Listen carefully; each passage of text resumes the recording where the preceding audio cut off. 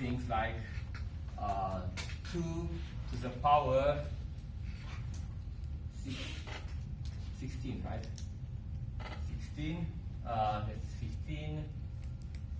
So this is 2 to the power 15, base 2. To compute this exponentiation, let's say mod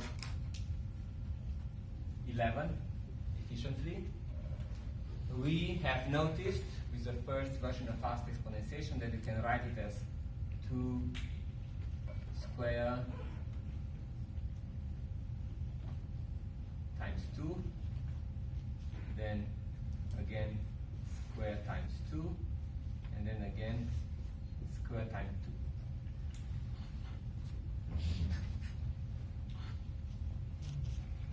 Now, some people have noticed you can do faster. For that, let's see what is the inverse of 2 mod 11.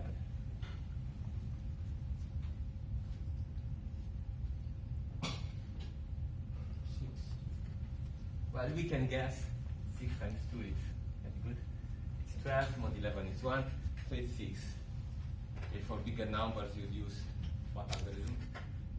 Extended Euclid, and it will work. Okay. You can pre-compute that in advance, and what some people notice is that you can write this in a different way. You can write this as 2 to the 15th is equal with 2 to the power 16th times 2 to the power minus 1.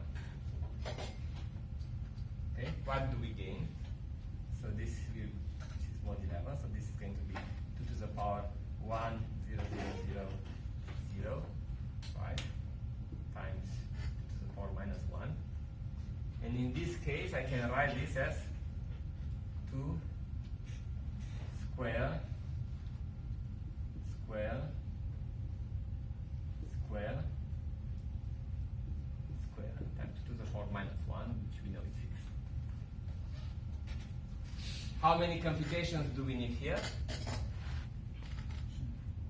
1, 2, 3, 4 multiplications, 5 multiplications.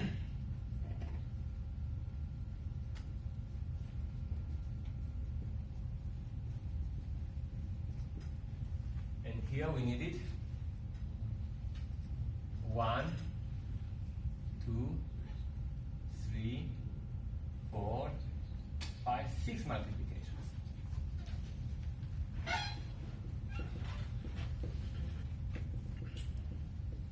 Okay? So the fast exponentiation is not the fastest way to make the computations. You can get even better results with some other structures, like computing 2 to the power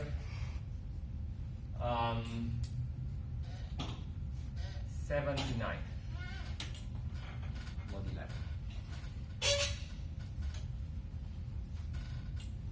which is equal to 2 to the power 1, 0, 1, 1, 1, 1, right, in base 2 mod 11. Am I right? This is 1, 2, 4, 8, 16, 32. No, it's not good. Like that, right?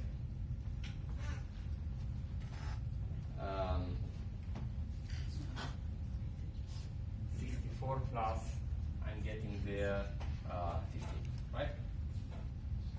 So this is going to be equal to 2 to the power 2 square, square again times 2, square again times 2, square again times 2, and square again times 2. To check that I did it right, so 1, 2, 3, 4, 5, 6 squares. I should have 1, 2, 3, 4, 5, 6 squares. how would you optimize this? Well, it turns out you could again take this part and optimize it like this. 2 to the power 1, 0, 1, 4 zeros times 2 to the power minus 1. So I'm putting a 1 over here, converting to zeros. I'm like adding 1 and then subtracting the 1. And how many multiplications do I get this way? I'm getting here 2 square times 2, then square,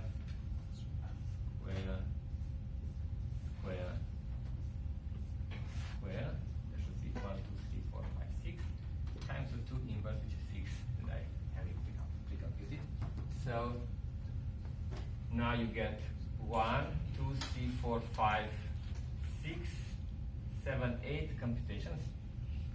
And here you get 1, 2, 3, 4, 5, 6, 7, 8, 9, 10 multiplications.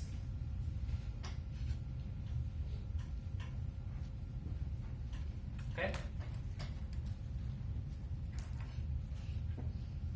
So, how would you call this algorithm? Instead of calling it square and multiply, right?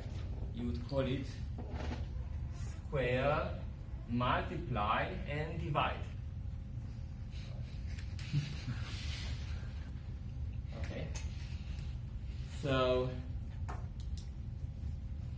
it works in general, and what is interesting, it also works pretty well for operations with elliptic curves. There, this algorithm is even more preferred because you don't have to pre-compute the inverse of 2. The inverse of an elliptic curve is minus. The minus of a point on the curve. What is it?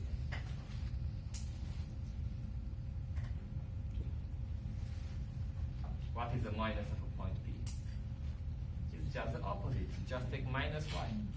So you don't have to compute an extended Euclid algorithm.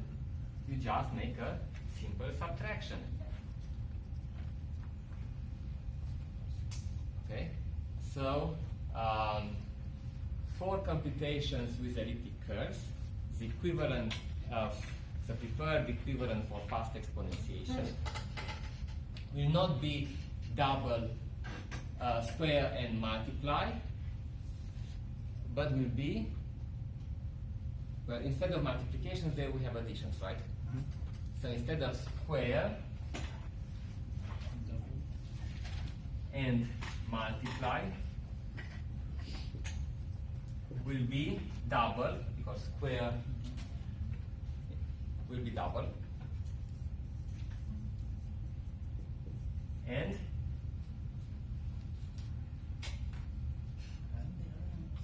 the equivalent of multiply is add. Right? So add and right, we have what as, instead of divide we have subtraction. Right.